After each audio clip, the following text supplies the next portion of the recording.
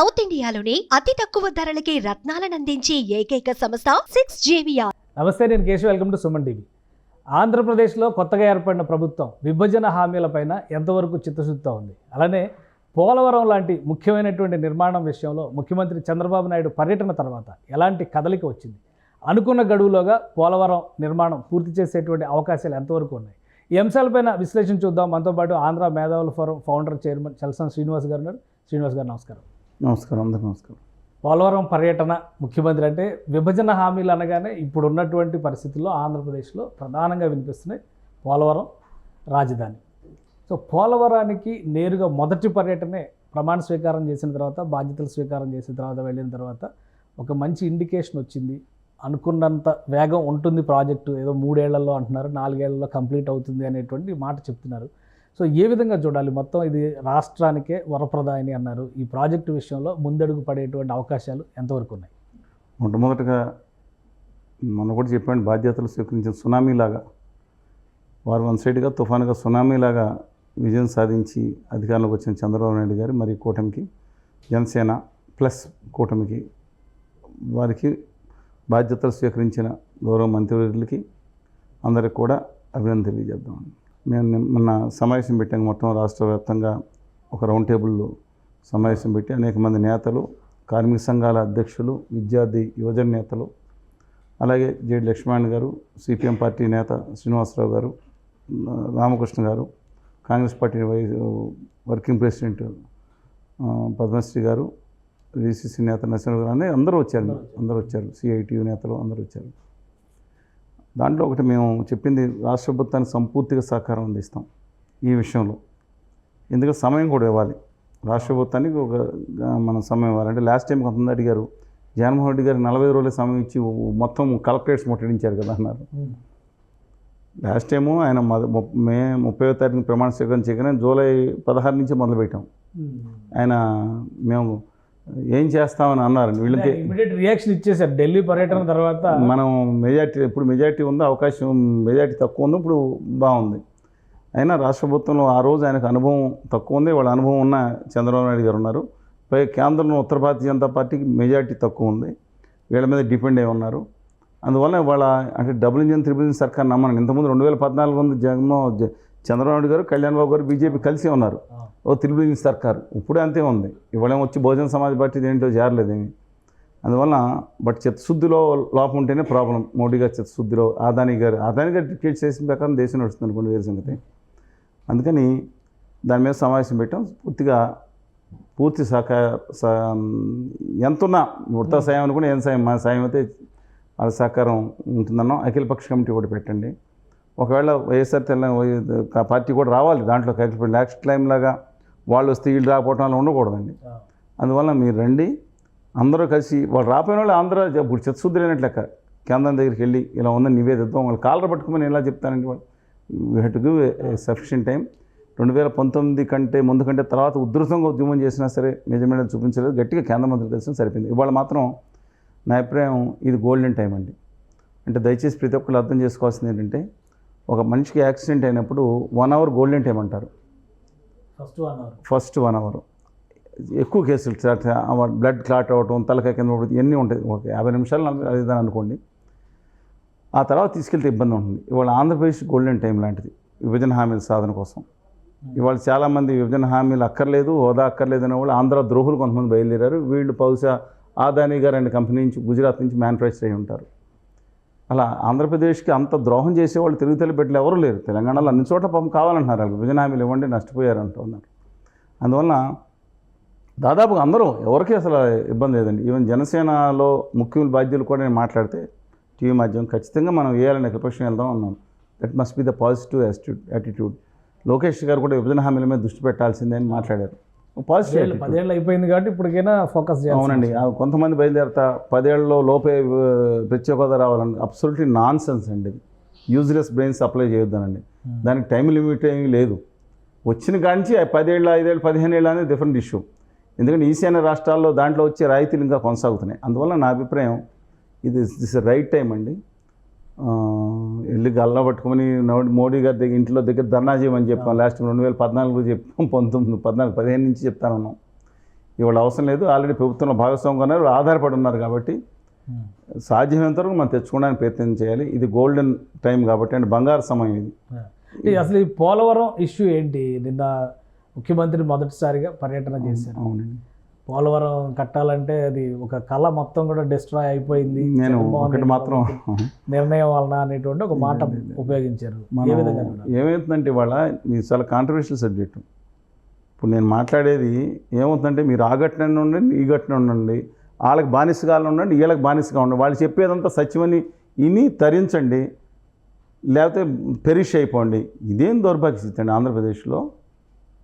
ఎటో ఒకటి వాళ్ళ కాళ్ళ దగ్గర వీళ్ళ కాళ్ళ దగ్గర ఉండి, వీళ్ళ కాళ్ళ దగ్గర ఉండి వాళ్ళనే వాళ్ళ కుటుంబాన్ని వాళ్ళ భార్యని, వీళ్ళ కాళ్ళ దగ్గర ఉండి వాళ్ళని వాళ్ళ కుటుంబాల భార్యని, ఇంకొకళ్ళ దగ్గర ఉండి ఆ కళ్యాణ్ బాబుకి 4 పెళ్ళని తిట్టుతుంది. ఇదే నా దౌర్భాగ్యం, నాకు అర్థం కాదు. అందుకని సెటరేట్ చేయాల్సింది అవసరం ఉంది పాయింట్.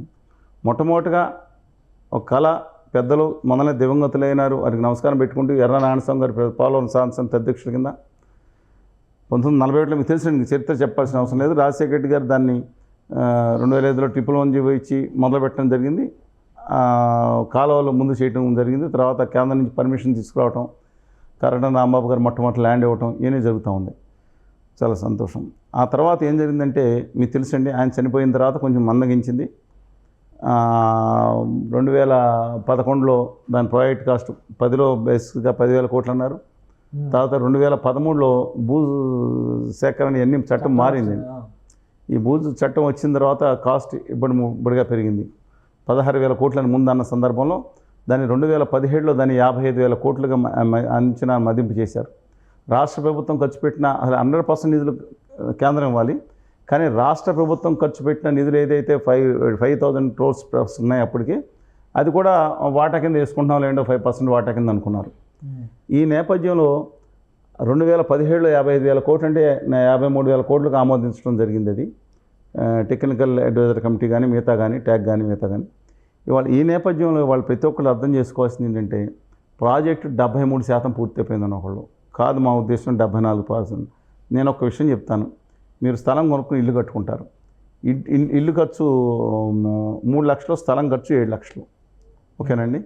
ఇంటికి పెట్టాల్సిన దాంట్లో దాదాపు మీరు 70% పెట్టారు, స్థలానికి కావాల్సిందంటే 5% ఇచ్చారు. మరి మొత్తం ఇల్లు కంప్లీట్ అవ్వాలంటే స్థలానికి కూడా డబ్బులు ఇవ్వాలి కదండి. ఇప్పుడు ఇవాళ కొత్త 2017 లెక్క ప్రకారం 55,000 కోట్లు అయితే 2024 ఎస్ఆర్ ఏప్రిల్ 1 నాటి ఎస్ఆర్ రేట్ల ప్రకారం ఆ ప్రాజెక్ట్ కాస్ట్ అంటే పోగా మొత్తం అంచనా లెక్కేసుకుంటే 75,000 కోట్లు అవుతుంది. ఇవాళ ప్రాజెక్టులు ఎంతవరకు ఖర్చు పెట్టింది 23,000 crores ప్లస్ అప్రాక్సిమేట్. ఇంకా 70%, 72% అప్పుడు ఇవాళ ఇంకా అది అయ్యేటప్పుడు చూసుకుంటే ప్రాజెక్టుకి ఇంకా డబ్బులు ఖర్చు పెట్టాల్సింది. ఇది వాస్తవం. పరిహారాల మీద ఎక్కువ డిస్కషన్ జరుగుతుంది ఇవాళ, అది వాస్తవం. ఇవాళ rehabilitation and resettlement most important for any project. వాళ్ళని అడ్డంగా ముంచేసి ఆ నీళ్లతో పండగ చేసుకుందామని బుర్ర మీద సోయి ఉన్న ఏ ఒక్క మానవతావాది కూడా అనుకో, మానవత్వం లేని మనుషులు మాట్లాడుకుంటారు. మేము దాని మీద అక్కడ పాదయాత్ర చేయడం జరిగింది, వామపక్షాలతో కలిసి అనేక వాళ్ళకి హెల్త్ క్యాంపులకు పెట్టడం జరిగింది. మేమంతా అన్నీ పర్యటించాం. ఎక్కడెక్కడ ముంపు గ్రామాలు వస్తే రేకపల్లి పక్క నుంచి అక్కడ మినహాయించుకుని మిగతా అన్ని చోట్ల మొత్తం అటు ఇటు కూడా చాలా గ్రామాలు తిరిగాము మేము. విచిత్రం ఏంటంటే ప్రతి ఒక్కళ్ళు దయచేసి 2 రాష్ట్రాలు కాదు, ఎవరైనా అర్థం చేసుకోవాల్సింది, రిహాబిలిటేషన్ అంటే అక్కడి నుంచి ముంపు గ్రామాన్ని తీసి పైన ఇంకో చోట ఎత్తైన ప్రాంతంలో కడితే రేపు పొద్దున అది కూడా ముంపు వచ్చే పరిస్థితి కనపడుతుందంట. విచిత్రంగా ఉంది కదండి ఇది వీళ్ళ ప్లాన్స్. నేను నిర్మలా సీతారామన్ గారితో మాట్లాడినప్పుడు ఆవిడ స్పష్టంగా ఒక విషయం చెప్పారు. మొదటిసారి చెప్పలేదు, రెండోసారి నేను నిర్వాసితులను వాళ్ళ సంఘాన్ని తీసుకెళ్ళి డాక్టర్ సంతోష్ గారు, తర్వాత 30 గారు మిగతా సమస్య మీద దగ్గర ఉన్నాం. మేము దీంట్లో పెద్ద అవినీతి జరిగింది. ఎలా ఏంటి జరిగిందన్న చంద్రబాబు నాయుడు గారు తర్వాత నుంచి మొదలైంది అవినీతి, అడ్డంగా ఇచ్చేస్తున్నారు రిహాబిలిటేషన్కి. జగన్మోహన్ రెడ్డి గారితో మేము ఇస్తూ ఉంటామా, మేము దానికి డబ్బులు మీరే టేకప్ చేయండి అన్నాం. అక్కడ ఎవరికి అక్కర్లేదు, ఏదో రిహాబిలిటేషన్ ఇస్తే మీరే టేకప్ చేసి కేంద్ర అధికారులతో పంచండి. ఎవరు వద్దన్నారు? సమర్థవంతంగా అమలు చేయండి. ఎవరు ఇప్పుడున్న పరిస్థితుల్లో డయాఫ్రామ్ వాల్ కొట్టుకుపోయింది. కారణం ఏంటి చెప్పండి. ఇప్పుడు తెలిసిన మటుకు చంద్రబాబు నాయుడు గారు నిన్న చేసిన ఆయన చెప్పినటువంటి విషయాల ప్రకారం కానీ అధికారులు ఇచ్చినటువంటి నివేదిక ప్రకారం కానీ ఇప్పుడు డయాఫ్రామ్ వాల్ మళ్ళీ నిర్మించడం ప్లస్ ప్రాజెక్టు పనుల్లో ఇంకా 30% పెండింగ్ ఉందనేటువంటి మాట మీరు అందే. ఏదైతే కాంక్రీట్ వర్క్ ఉందో నేను ఇంకొకసారి దయచేసి చెప్తాను, నిన్న కూడా స్పష్టంగా చెప్పాను. బ్రహ్మాండమైన కుట్ర అదానీ గారు అనే కంపెనీ చేస్తూ ఉన్నారు. అదానీ గారు కాదు, గుజరాత్లో అదానీ గారు అనే కంపెనీ. అదానీ గారితో పాటు ఆయనతో పాటు అనుబంధంగా ఉండే గౌరవ ప్రధాని మోదీజీ గారు, షా గారు కానీ అందరూ ఒకటే కదండి మా ఉద్దేశం. వాళ్ళు ఏంటంటే ఈ ప్రాజెక్టులో ఉన్న ఆ ముఖ్య భాగాన్ని మేము ఇవ్వకుండా గుజరాత్లో నేను ఒక విషయం చెప్తాను, దయచేసి గమనించండి. నిన్న భారతదేశ పరిశ్రమల శాఖ మంత్రులు చెప్పారు ఒకటి, మైండ్ బ్లోయింగ్. ఇది ఎలాంటి పరిస్థితులు తెలుసా మీకు? ఆ గుజరాత్లో పెట్టే పరిశ్రమ కంటే ఉద్యోగానికి 3.2 కోట్లు ఈ మన ప్రభుత్వాలు సబ్సిడీ ఇస్తున్నాయంట, అమెరికాకి ఇచ్చేస్తున్నారంట. అంటే 10 ఉద్యోగాలు ఇస్తే 32 కోట్లు, 100 ఉద్యోగాలంటే 320 కోట్లు, 1000 ఉద్యోగాలంటే 3200 కోట్లు అమెరికా కంపెనీకి ఇచ్చేస్తానంట. నేను చెప్పలేదు, దేశ నిన్న కాదు మన టైమ్స్ ఆఫ్ ఇండియా పత్రిక మిగతా అన్ని పత్రికలు చదువుకోమనండి. వెంటనే ఆయన్ని ఊరుకోమంటున్నారు. ఏంటండి ఇది? దోపిడి దోపిడి దోపిడి దోపిడి అంతా అక్కడికి దోపిడీ అయిపోతుంది. 1000 కోట్లు దోపిడీ అవుతుంటే మన దీనికి పోలవరంకి రిహాబిలేషన్ రీసెటిల్మెంట్కి ఇవ్వాలి. దానికి కేంద్ర ప్రభుత్వం నిర్మలా సీతారామన్ ఇవ్వకుండా రాష్ట్ర ప్రభుత్వాలను బ్లాక్మెయిల్ చేస్తున్నట్టు కనిపిస్తుంది. నాకు 2 పార్టీలు కింద చేయండి, మేము ఎర్తకం రాక్ఫీల్డ్ డ్యామ్కి ఇచ్చేస్తాం, కాలువలకి ఏదవుతుంది, కాలువలకి మిగతా దానికి కొంత ఆల్రెడీ కన్స్ట్రక్టెడ్ కదా, కాలువలు అయిపోయి కొంత లెఫ్ట్ సైడ్ అవ్వాలి, పర్వాలేదండి. అసలు 2014 నుంచి 2014లో 100 కోట్లు మొహన కొట్టారు. అదేంటంటే 100 కోట్ల ప్రాజెక్ట్ ఏమవుతుంది అనుకుంటే మీరు చూసుకోండి, 2015లో ఇంకో 100 కోట్లు ప్లస్ మొహన కొట్టారు. 2015లో అసలు ప్రాజెక్ట్ ముందుకు వెళ్ళలేదండి. ఓన్లీ ఏం వెళ్ళిందంటే ఆ పట్టిసీమ కాలువలకు తవ్వడానికి ఆ రైట్ సైడ్ కాలువకు ఖర్చు పెట్టుకుంటూ వెళ్ళింది ప్రభుత్వం, అంతే తప్ప మెయిన్ ప్రాజెక్ట్ రిహాబిలేషన్ ఏదో తుత్తు మంత్రంగా చేయడం తప్పితే కాలేదు. రామాపురం ల్యాండ్ అది కొంత చేయడానికి కొంత ప్రయత్నం జరిగింది. అవతలేమో కాంట్రాక్ట్ ఇచ్చింది ఎవరికండి? రాయపాటి సాంబశివరావు గారు ట్రాన్స్టే కంపెనీకి. ఆయనతో వ్యక్తిగతంగా నాకేం ఇబ్బంది లేదు, కానీ ఆ కంపెనీ దిక్కుమాలి కంపెనీని అందరూ చెప్తా ఉన్నారు. ఆ కిరణ్ కుమార్ రెడ్డి గారు ఇచ్చి ఆయన ఏం చూసుకుని వెళ్ళిపోయారు. మంచి దాంతో ఆ లాస్ట్ బాల్ ఆడతానని చెప్పారు కదా, ఆయన సంగతి ఎట్లా ఉన్నా సరే డూ రెస్పెక్ట్. అదర్వైజ్ ఇప్పుడున్న పరిస్థితుల్లో చెప్పినట్టుగా ఇప్పుడు 4 ఏళ్ళు 4 ఏళ్ళు కాదు, అది కూడా కాదు. నేను క్లారిటీ ప్రాజెక్ట్ కట్టడానికి 4 ఏళ్ళు పట్టదు. 4 ఏళ్ళు అని కూడా కరెక్ట్ కాదు. నేను ఒకటి చెప్తాను, జరిగిన పొరపాటు చెప్తాను. నేను వెళ్ళాను అక్కడ ప్రాజెక్ట్కి, చాలా గత 30 సంవత్సరాల నుంచి దాని మీద ఒక అనుబంధం ఉంది. ఆ ప్రాజెక్ట్ రావాలని కోరుకునే వాళ్ళం, దాని మీద పోరాటం చేసిన వాళ్ళం మేము. అక్కడ ఆ ప్రాజెక్ట్ ఏదైతే ఉందో కోఆర్డినేషన్ లేకుండా అయిపోయింది. ఇప్పుడు జగన్మోహన్ రెడ్డి గారు చిత్తశుద్ధి ఆ నాన్నగారి ప్రాజెక్టు ఆయన కంప్లీట్ చేయాలని ఉండదని ఎవరు అనుకుంటారండి? చంద్రబాబు నాయుడు గారు అయితే సోమవారం అని పెట్టి ఆ ప్రాజెక్ట్కి అంకితం అయిపోయారు. 2016లో మొదటి డబ్బులు వచ్చిన తర్వాత, అంటే గట్టిగా వచ్చిన తర్వాత మొదలు పెట్టుకుని 17, 18 దాని మీద అసలు ఒక ఆప్యాయత, దాని మీద అంటే ఒక అటాచ్మెంట్ పెంచుకుని ఆ విధంగా ముందుకెళ్ళారు. కానీ పోలవరం ప్రాజెక్ట్ అథారిటీ లోపమో కోఆర్డినేషన్ లోపమో తెలియదు. ఇప్పుడు మీరు ప్రాజెక్ట్ నేను మళ్ళీ చెప్తాను అందరికీ, ఆ పైన కాఫర్ డ్యామ్ అని చూసారా? ఆ కాఫర్ డ్యామ్ వేయకుండా మొత్తం ఈ డ్యామ్ ఇలా ఉంటే కొంత వదిలేశారండి. నేను వెళ్ళి వస్తే బయర్ కంపెనీ వాళ్ళు, ఆ జర్మన్ కంపెనీ వాళ్ళు, ఒకవేళ ఫారెనర్స్ ఇద్దరు ఉన్నారు అక్కడే, ఆ లోపల ఇసుక దాంట్లోనే వేసుకుని ఏసీ కూడా పెట్టి ఉన్నారు. వాళ్ళ కింద దోషి నార్త్ ఇండియన్ ఒక ఆయన ఇంజనీర్స్ వాళ్ళు ఉన్నారు. మాట్లాడి లోపల కన్స్ట్రక్షన్ జరిగేటప్పుడు కూడా అన్నారు, కాఫర్ డ్యామ్ కట్టకుండా ఇది వేస్తే రేపు పొద్దున డేంజర్ కదా. నాకు ఎలా తెలుసుంటే వీ డోంట్ నో, మరి ఆపాలి కదండి. వాళ్ళు మాకు అసైన్మెంట్ ఇచ్చారు, మేము కట్టేసి వెళ్ళిపోతాం. మరి అంటే కాఫర్ డ్యామ్ అంటే పైన ఏమవుతుందంటే డైవర్షన్ అనమాట. అసలు స్పిల్వే ఛానల్లో దయచేసి ప్రతి ఒక్కళ్ళు అర్థం చేసుకుంటారండి. అది కనపడుతుంది కదా, మీరు కళ్ళ ముందు కనపడుతుంది కదా, అది ఏదైతే ఉందో అది స్పిల్వే అండి. స్పిల్వే అంటే వాటర్ని మిగతా ప్రాజెక్టులు అందరూ గమనించండి. నాగార్జున సాగర్, శ్రీశైలం, పులిచింతల, శ్రీరామ్ సాగర్ ఈ ప్రాజెక్టులన్నీ కూడా నది ప్రవాహం ఎలా ఉంటే దానికి అడ్డంగా కట్టి దాని నుంచి కాలువల్లో డైవర్షన్ చేసుకుని చేశారు. కానీ ఇక్కడ పోలవరం ప్రాజెక్టులో విడ్త్ ఎక్కువ ఉండటమే కాకుండా ఇసుకతో నిండిపోయి ఉండి దాదాపు 90 మీటర్ల వరకు కూడా, అంటే 300 ఫీట్ల వరకు, చాలా చోట్ల 270 ఫీట్ల పైన వరకు కూడా కింద స్ట్రాంగ్ లేకపోవడం వల్ల అంత దూరం మనం కాంక్రీట్ కాళ్ళకు కట్టలేం, భూమి తవ్వుకొని అంత కట్టలేం పరిస్థితి ఉంటుంది. అందువల్ల ఏం చేశారు, అక్కడ మొత్తం డైవర్ట్ చేసేసి కొండలేపు డైవర్ట్ చేసి స్పిల్వే పెట్టారు. అప్పుడు స్పిల్వే కంప్లీట్ కాలేదు. స్పిల్వే అయిన తర్వాత పనులు చేసుకుంటారు సాధారణంగా. స్పిల్ ఛానల్ దాదాపు 6 కిలోమీటర్లు అలా డైవర్ట్ చేసుకుని దాని మధ్య టైల్ వేసి పెట్టుకుని వెళ్ళాల్సిన, అది అంతవరకు గోడలు కంప్లీట్ అయింది. నేను తర్వాత వచ్చిందా చూశాను. నేను అవయవ కంపెనీకి చంద్రబాబు గారు అందరూ తిప్పలు పడ్డారంటే వాళ్ళు చేయట్లేదంటే ఆయన సహాయం అందిస్తే నితిన్ గడ్కరీ గారు సపోర్ట్ చేశారు. జలవనరుల శాఖ మీద ఆయనకు అద్భుతమైన పరిజ్ఞానం, నిజంగా ఆయన చాలా గౌరవిస్తాను. నేను మాట్లాడినప్పుడు 2-3 సార్లు కలిశాను ఆయన. చాలా ప్రయత్నం చేసి అది చేసేటప్పుడు కానీ కోఆర్డినేషన్ లోపం వచ్చిందండి. మళ్ళా చెప్తున్నాను, మీరు చిన్న ఊళ్ళో డ్యామ్ చిన్న బ్రిడ్జి కట్టాలంటే డైవర్ట్ చేస్తారు అటు నుంచి నీళ్లు పిల్లర్స్ చేయడానికి. ఇలాంటి ఈ కాంక్రీట్ అండి, ప్లాస్టిక్ కాంక్రీట్ వేయాల్సిన సబ్జెక్ట్ టెక్నాలజీ మన ఇండియాలో సాధారణ లేదండి. అందుకని బయర్ కంపెనీ, జర్మన్ కంపెనీకి ఇచ్చాం. వాళ్ళు ఏం చేశారు, వాళ్ళు పని చేసుకుని వెళ్ళిపోయారు. ఈ టైంలో ఏమైంది, ఆ పైన కాఫర్ డ్యామ్ కంప్లీట్ కాల 2019 నాటికి, కింద 30% కంప్లీట్ కాలేదు, కింద 70% 60% కంప్లీట్ కాలేదు. అంటే నీళ్ళు ఎలా వస్తాయి, కిందకి వెనక్కి వెళ్ళిపోయిన తర్వాత కూడా వెనక్కి తిరిగి వచ్చే అవకాశం ఉందని చేశారు. కానీ ఏమైంది, వాళ్ళు అక్కడ ఆ స్పీడ్ ఎంత దాంట్లో రావాల్సిన స్పీడ్ కట్టుకొని లోపలికి వచ్చి డయాఫ్రమ్ వాళ్ళు కొట్టేసిందంట. మనకు తెలియదు ఎందుకని. 2019 మే ఎండింగ్లో జూన్ నాటికి ఈయన వచ్చారు అధికారులకు. ఆ జూన్ నాటికి వర్షాలు మొదలవుతాయి. లోపల మహానదులు ఎవరు చూస్తారండి అది దాంట్లో. ఆ తర్వాత అక్టోబర్లో నవంబర్లో రివర్స్ టెండరింగ్, అంటే అసలు కోఆర్డినేషన్ లేకుండా కాఫర్ డ్యామ్ కట్టకుండా జెట్ గ్రౌండింగ్ అయ్యింది కొన్ని చోట్ల. డయాఫ్రమ్ వాళ్ళు ఎలా కడతారంటే ఏదో టెక్నాలజీ కట్టారు, సంవత్సరం వేరే విషయం. అంటే ఫ్రీగా నీళ్ళు వెళ్ళిపోతే కోసేది కాదు, సగం కొట్టేసిన స్పీడ్ ఎక్కువ రావండి, అదే నీళ్ళు రావాలంటే సరే ఒకటి. రెండో పాయింట్ ఏంటంటే వాళ్ళ ప్రతి ఒక్కళ్ళు, అంటే నేను అనేది అందరికీ చిచ్చుంది, నేను ఎవరిని తప్పట్నండి. మొన్న చంద్రబాబు నాయుడు గారి కన్నా లోపం చేయాలని ఉంటుందా, ఆయన దాని జీవితంగా పెట్టి పనిచేస్తాను. కానీ వాస్తవాలు చెప్పాలని మీ ముందు చెప్తాను. ఎవరు చెప్తారు, మిగతా వాళ్ళు ఇంజనీర్స్ చెప్పేవాళ్ళు ఉన్నారు. అందువల్ల ఈ నేపథ్యంలో ఏం జరిగిందండి, కొట్టేసింది. ఈ అక్టోబర్ నవంబర్ డిసెంబర్లో ఫైనలైజ్ అయింది. వాళ్ళు వెంటనే టేకప్ చేయాల్సింది. కానీ nobody expect this. Mega engineering కూడా తక్కువ, నవంగా ఇంజనీరింగ్ తీయాల్సిన పనే లేదు అసలు కంపెనీ. ఎందుకంటే నా లాభ నష్టాలు నాకు తెలియదు, కానీ వాళ్ళు కూడా చిత్సూతో గట్టిగానే పనిచేశారు. ఈయన దాని గురించి రివర్స్ టెండరింగ్ లాభం చేసి కనపడడానికి 800 కోట్లు 700 కోట్లు చెప్పారు. లేట్ అయిపోవటం వల్ల నష్టం ఎంత అవుద్ది, రెండు చూసుకోవాలి కదండి. ఈ టైంలో ఏమైపోయింది, వీళ్ళు టేకప్ చేయలేదు. మార్చిలో చేసుకుందాంలే, మార్చి ఏప్రిల్ మేలో వర్షాలు తగ్గుతాయి కదండి, ఎండాకాలం వస్తుంది వర్క్ చేద్దాం అనుకున్నాను. తీరా ఆ టైం మార్చి నుంచి కోవిడ్ కర్ఫ్యూ పెట్టేశారు, అయిపోయింది. వచ్చే సంవత్సరం చేయాలి కదా, అప్పుడన్నా చేయాలి కదా, టేకప్ చేయాలి కదా. చేసి చూసేటప్పటికి దాంట్లో కొంత 20,000 వరదలు వచ్చింది కదండి, దాంట్లో డ్యామేజ్ అయిందని తెలిసింది. 21లో మళ్ళీ మొదలు పెట్టేటప్పుడు మళ్ళీ కర్ఫ్యూ పెట్టారు. 21 ఏప్రిల్ మీరు చూశారు. ఈ నేపథ్యంలో అటు ఇటు కలిపి 438, మొన్నైతే 300 అన్నారు. అంటే లోపల వేసిన డయాఫ్రమ్ అని అది కూడా ఎందుకు వేస్తారో చెప్తాను సంక్షిప్తంగా. అంతవరకు ఇసుక ఉంది కదా, పైన రాతి మట్టి కడతారు, earth cum rock fill dam. అలా మనం కట్టేసాం అనుకోండి, కింద నుంచి ఇసుక కోసుకెళ్ళిపోయి డ్యామ్ పడిపోయి డ్యామేజ్ జరుగుతుంది. కింద మన పాలకొల్లని ఊళ్ళు ఉన్నాయి, చాలా కష్టం అవుతుంది.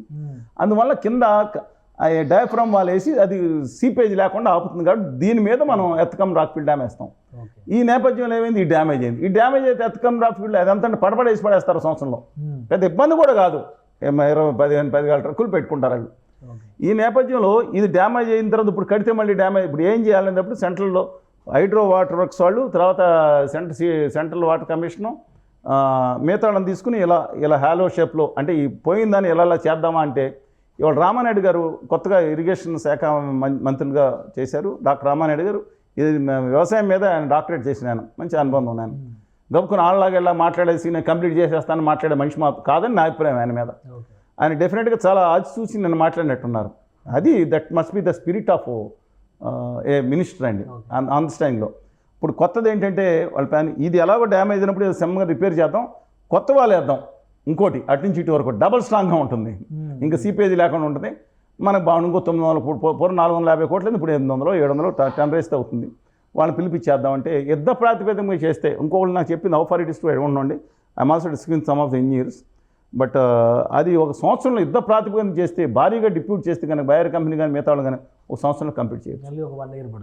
1 ఇయర్ అంటే సీజనే మనం చేయాలండి. అంటే మార్చి బాగా తగిన తర్వాత జనవరి ఫిబ్రవరి నుంచి మొదలు పెట్టుకోవాలి. We can complete. అది అంటే యుద్ధ ప్రాతిపదిక మీద కాలంలో కంప్లీట్ అయ్యేలా వార్ ఫుటింగ్ బేసిస్ మీద చేసుకోవాలి. మళ్ళీ అది అయిన తర్వాత కానీ మనం earth cum rock fill dam కట్టలేము. అది అయిన తర్వాత దాని మీద పెట్టాలి. ఇప్పుడు ఏమైంది, పైన కాఫర్ డ్యామ్లో జెట్ గ్రౌండింగ్ చేశారండి. అంటే ఆ కాఫర్ మట్టి కొట్టుకుపోకుండా జెట్ గ్రౌండింగ్ చేసినప్పుడు దాని కెపాసిటీ 3 ఏళ్ళే ఉంటుంది. ఇంకో ఎక్స్టెండ్ చేసుకుంటే కొంచెం తిప్పలు పడి 4 ఏళ్ళు 5 ఏళ్ళు. అందువల్ల ఆ దేశీ లోపల ఇది కంప్లీట్ చేయాలి. అందుకని 2 ఇయర్స్లో కనుక నేను కూడా చెప్తున్నాను అండి, ఈ వర్క్ కంప్లీట్ అవ్వడం కాదు, నవయుగ మళ్ళీ ఇప్పుడు కూడా రివర్స్ టెండరింగ్, మళ్ళీ సమీక్షలు ఇవన్నీ ఉంటాయి. నేను అలాంటి వాళ్ళు తప్పు చేశారనుకోండి, 2 వాళ్ళు తప్పు చేయాలా.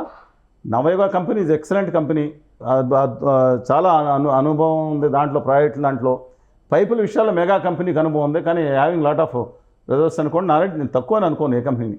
ఇవాళ ఏం చేయాలంటే వాళ్ళ మిగతా నేను వర్క్స్ వెళ్ళి చూసి వచ్చాను, మొత్తం ఇంజనీర్స్ వాళ్ళందరూ చూపించారండి ఆ works. Even power project work కూడా కప్లాన్ టర్బైన్స్ డిప్లాయ్ చేస్తున్నారు. ఆ పెన్ స్టాక్స్ ఇవన్నీ కూడా వర్క్ అయిపోవచ్చింది. గ్యాప్ 2 ఈ ఇంతకుముందు ఇలా గోడలు ఉండే కదా, ఇది స్పిల్వే చూసారు, మొత్తం రోడ్డు వచ్చే పరిస్థితి కూడా వచ్చేసింది, అయిపోయింది ఇదంతా. ఒక స్పిల్వేలో ఇంకొక 10-15% పని ఉంది. ప్రాజెక్ట్ 70% ఇంకా నిధులు అవసరం అవుతాయి కంప్లీట్ అవటం అంటే. నేను చెప్పాను కదా రాతి మట్టి కట్టకట్టే మీరు చెప్పినట్టుగా ఇప్పుడు R&R ఇవి కలుపుకుంటేనే అదే ప్రాజెక్ట్ అవుతుంది. అది కాదండి, మీరు ఇంకోటి చెప్తున్నాను. ఆదాని గారు అంటే కంపెనీ ఏమంటారంటే రేపు పొద్దున ఒక అద్భుతాన్ని ప్లాన్ చేస్తున్నట్టున్నారు. రాతి మట్టి కట్టడానికి నిధులు ఇచ్చేసి అది కట్టేసి వాళ్ళ మోడీ గారిని మీరే చూసుకోండి మోడీ గారిని పంపించేసి బ్రహ్మాండంగా భూబంతం దద్దలేదట్టు బ్రహ్మాండ అడ్వర్టైజ్మెంట్ ఇచ్చేసి పోలవరం ప్రాజెక్టుని జాతికి అంకితం చేసేసాం. ఇక కళ నెరవేరిందని ఒకళ్ళు, ఇది అయిపోయిందని ఒకళ్ళు. ఇది అద్భుతమైన కుట్ర ఉత్తర భారతీయ జనతా పార్టీ అంటే చాలా ప్రమాదకరం చెప్తున్నాను. ఎప్పుడైతే 960 మెగావాట్లు దాని పవర్తో దాన్ని ఆడే స్థితిలో 150 అడుగులు impounding maybe stages first stage second stage అవ్వచ్చు 150 అడుగులు ఎత్తుతో నీళ్లు నిలబెడతారో లెఫ్ట్ అండ్ రైట్ కెనాల్కి 18,000 ప్లస్ క్యూసెక్స్ ఏదైతే ఫుల్ లెవెల్లో MDDL కాకుండా ఏదైతే ఆ లెవెల్లో వెళ్తాయో ఇది అయినప్పుడు మాత్రమే అది అవ్వాలంటే ప్రాజెక్ట్ పూర్తయింది. అవ్వాలంటే రిహాబిలిటేషన్ డిసెంట్మెంట్ చేయాలి. వాళ్ళని ముంచేసి ఆనందంతో గిలకలేయడానికి ఎవరు సిద్ధంగా లేదన్నాను. ఫస్ట్ ప్రాజెక్ట్లో రిహాబిలిటేషన్ అనేది భాగం కాదా? ఎందుకు దీన్ని ప్రతిసారి దొంగల ఉత్తర భారతీయ ఆదాని గారి కంపెనీ అండి. మనం ఏం చేస్తాం? ఆదాని గారు ఏం చెప్తే మన స్థితి అలా అయిపోయింది. ఆయన తెర వెనుకనుకోండి ముందు యాక్టర్స్ ముందు ఉండొచ్చు.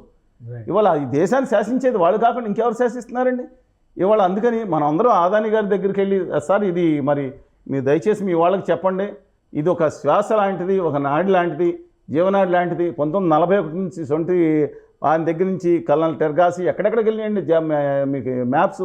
రష్యా, UK, USA 1946 నాటికే భక్తోత్సవం గారు PWD మంత్రి గారు కల్నల్ ఎవరు లార్డ్ వేవల్ అంగీకారంతో మీర్జా ఇస్మాయిల్ గారు హైదరాబాద్ నవాబు గారి దేవానంద అందరితో అగ్రిమెంట్ అయ్యి చేసుకోవాల్సిన ప్రాజెక్ట్ అండి. 46 తర్వాత 47 స్వాతంత్రం వచ్చింది, పక్క వెళ్ళిపోయింది. తర్వాత NT రామారావు రామపాద సాగర్ అనుకుని శంకుస్థాపన చేశారు. తర్వాత రాజశేఖర్ గారు శంకుస్థాపన చేసి మొదలుపెట్టారు. ఇది అందువల్ల నేను కోరుకుంటున్నాను దయచేసి 70% 60% కాదు తెచ్చుంది. I respect all the leaders. But ఇంతకుముందు కొంత లోపం జరిగింది. ఫస్ట్లో 3 సంవత్సరాలు ఉత్తర భారతీయ జనతా పార్టీ మోసం చేసింది.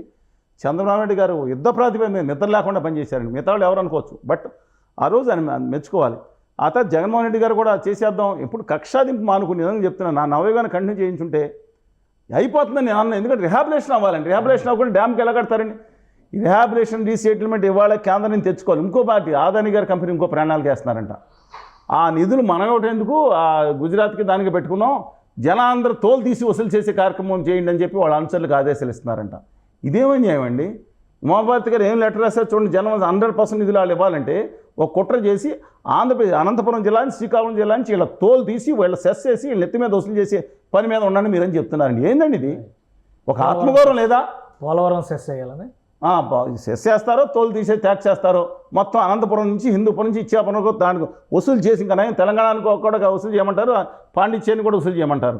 ఇదేం అన్యాయం. అందుకని నా ఉద్దేశం ప్రకారం ఖచ్చితంగా డెఫినెట్గా ప్రాజెక్ట్ అవుతుంది. యుద్ధ ప్రాతిపదిక మీద చంద్రబాబు నాయుడు గారికి ఉన్న అవగాహన, ఆయనకున్న దాని ప్రకారం చూస్తే దాన్ని ఇంకా ప్రీపోన్ 4 ఏళ్ళు కేంద్రం నిధులు ఇవ్వలేదని దురదృష్టితో చెప్పుంటారండి. ఆయన మనకు కష్టం అవుతుందని. ఆయన మామూలుగా నాట్ ఏ ఆర్డినరీ పొలిటీషియన్. కానీ అక్కడున్న ఇంజనీర్స్ని అడగండి, ఎంతసేపు బాయర్ కమ్యూనిటీ ఇంకా మాట్లాడలేదు కదా. వాళ్ళే ఈ ప్లాస్టిక్ కాంక్రీట్ టెక్నాలజీలో వాళ్ళే నెంబర్ 1 ఇన్ ద వరల్డ్ అండి. వాళ్ళు ముందర మాట్లాడాలి. అది పెద్ద ఇబ్బంది కాదు. 700 కోట్ల 800 కోట్ల దమ్మున్న నీటిపారుదల శాఖ మంత్రి గారు ఉన్నారు. ఇంతకుముందు జూన్ 10, 18, 19 కృష్ణా డెల్టాలో చేసిన దిక్కుమాలిన ఒప్పందాలు చేసే మనిషి కాదని నాకు నమ్ముతున్నాను. దిక్కుమాలిన ఒప్పందాలు చేసి ఆంధ్రప్రదేశ్కి తీరని నష్టం 100 తరాలకు సరిపడా నష్టం చేశారు ఇంతకుముందు మంత్రులు. తర్వాత మాట్లాడుకుందాం. నేను దేనికన్నా చర్చకి పిలవండి, మిగతా నేను మాట్లాడతాను. ఇంత డెప్స్. అందువల్ల పోలవరం ప్రాజెక్టు కళ సాకారం అవ్వాలని కోరుకుంటున్నాను. అయితే మాత్రం డెఫినెట్గా నిర్వాసితులకి డెఫినెట్గా న్యాయం జరిగిన తర్వాత ఖచ్చితంగా ముందు పెట్టాలి. రాతి మట్టి కట్టడం చేసేసి చప్పట్లు కొనుక్కుని జాతికి అంకితాలు దయచేసి చేసేసి పండగ చేసుకునే ప్రయత్నం చేసి ఆదాని గారి కుట్రలు ఎవరు పడద్దని కోరుతున్నాను. థ్యాంక్ యూ చలసాని శ్రీనివాస్ గారు. మీ అభిప్రాయం తెలియజేస్తుంది. ఇది పోలవరం ప్రాజెక్టుకు సంబంధించి డయాఫ్రమ్ వాల్ డ్యామేజ్ అయినటువంటి నిర్మాణాన్ని పునరుద్ధరించాలన్నా లేదా మరొక నిర్మాణం కట్టాలన్నా మొత్తం మీద 1 సంవత్సర కాలం సరిపోతుంది. మిగతా చర్యలన్నీ కూడా పరిహారంతో ముడిపడి ఉన్నటువంటి చర్యలు. పరిహారంతో సంబంధం లేకుండా ప్రాజెక్ట్ నిర్మాణాన్ని చేయడం వల్ల పోలవరం పూర్తయినట్టుగా పరిగణించడానికి అవకాశం లేదని చలసాని శ్రీనివాస్ గారు చెప్తున్నారు. అలానే ప్రభుత్వం ఈ దిశగా అడుగులు వేస్తే ఖచ్చితంగా ఆంధ్రప్రదేశ్కి ఇది వరప్రసాదాయని అవుతుందని ఆయన నమ్ముతున్నారు. ఇది special discussion. Keep watching. Suman టీవీలో మీ పర్సనల్ అండ్ బిజినెస్ ప్రమోషన్స్ కోసం కింది నెంబర్కి కాంటాక్ట్ చేయండి.